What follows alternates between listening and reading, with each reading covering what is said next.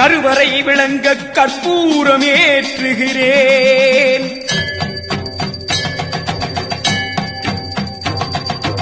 கற்பூர ஒளியினிலே அம்மா அம்மா உன் கருணை முகம் தெரியுதடி.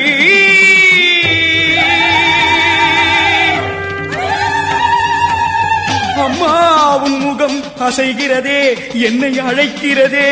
ஆஹா ஆஹா ஆனந்தம் ஆனந்தம் கண்டுகொண்டேன், உன்னை கண்டுகொண்டேன். அழைத்தவன் குரலுக்கு கற்பூர ஒளியினிலே காட்சி தந்த தெய்வமே.